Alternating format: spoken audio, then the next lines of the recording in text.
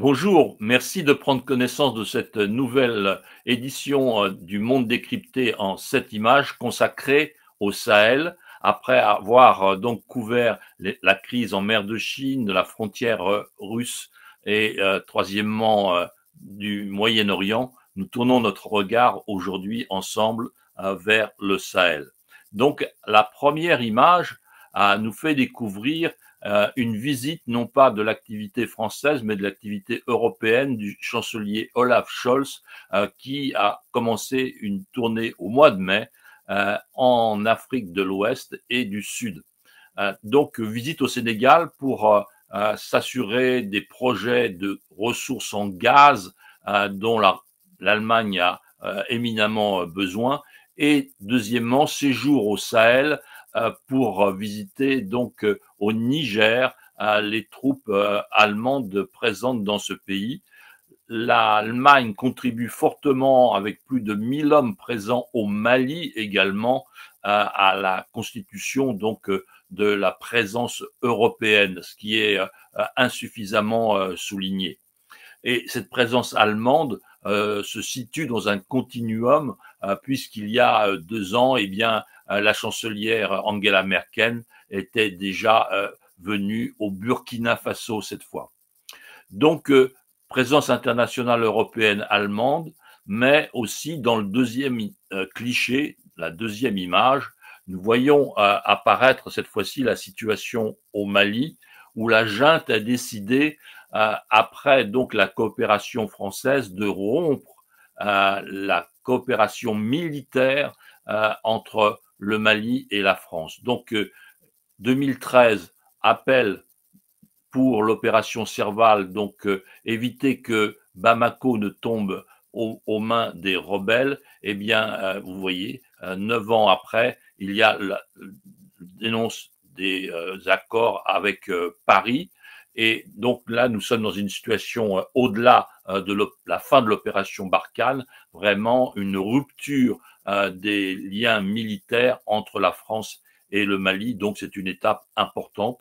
Et si la France part du Mali, c'est pour essayer de rester de façon différente, mais de rester complètement au Sahel.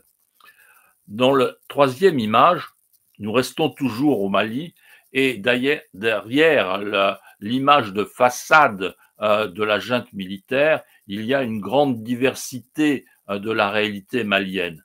Et donc, il y a une unité autour de la religion et de l'influence de l'imam Mahmoud Dicko, qui justement, depuis des années, s'oppose au pouvoir en place avant la chute du président et maintenant s'oppose aussi à la junte militaire au pouvoir. Donc le peuple est pris en otage, dit-il, entre effectivement le souhait de la junte militaire de rester au pouvoir et les demandes aussi bien de la communauté économique des États de l'Afrique de l'Ouest, la CEDEAO, que d'un certain nombre de groupes d'opposition, et bien de faire en sorte qu'il y ait des élections pour que la junte militaire ne reste pas indéfiniment au pouvoir. Mais là, on voit la réalisation de l'influence russe derrière le gouvernement en place. La photo suivante, quatrième image, eh bien, nous partons au Niger où il y a effectivement une présence française très importante sur la base de Niamey, base aérienne où se situent aussi tous les drones français et américains qui surveillent l'ensemble du Sahel.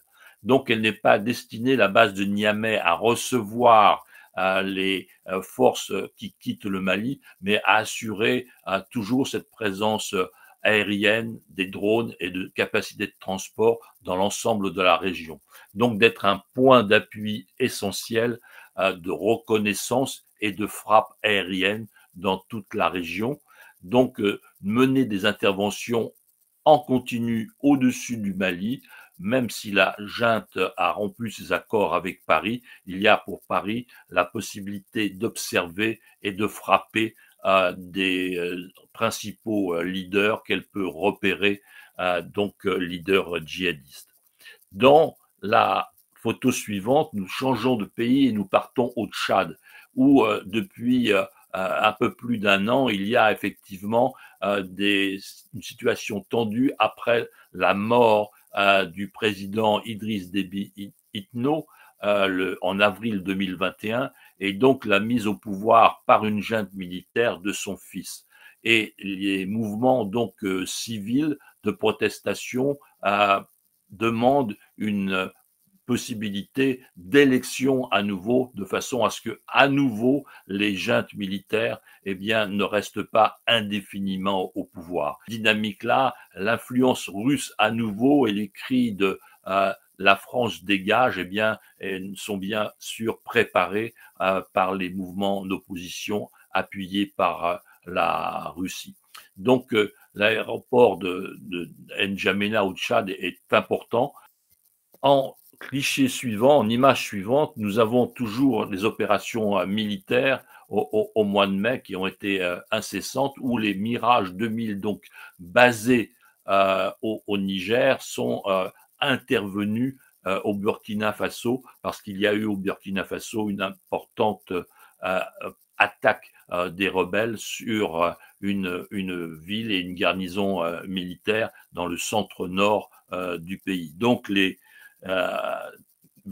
Burkinabés ont fait appel à l'armée française qui est intervenue avec une frappe de Mirage sur donc cette opération. Plusieurs dizaines de rebelles ont été tués. En dernière image, vous voyez cette carte qui est vraiment une carte pertinente issue du Centre d'études stratégiques de l'Afrique et qui montre l'importance de la stratégie russe sur l'ensemble du continent, stratégie de présence, stratégie d'influence, stratégie de présence militaire avec le groupe Wagner. Donc il y a là le résultat d'une planification depuis une dizaine d'années de cette montée en puissance ou de ce retour, puisque dans les années 70, il y avait une présence russe très importante. On se souvient de la guerre en Angola, par exemple. Donc, il y a la nécessité pour les États-Unis, la France et l'Europe de comprendre cette stratégie et de faire en sorte que, indépendamment ou bien regroupés, ils puissent s'y opposer.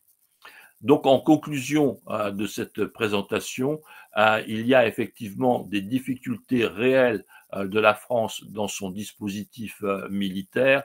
Il y a une nécessité pour l'Europe d'assurer une présence, et on a vu que l'Allemagne y contribue. Enfin, par rapport à l'influence russe croissante, eh bien, il apparaît une nécessité d'une coordination étroite entre la France, l'Europe et les États-Unis.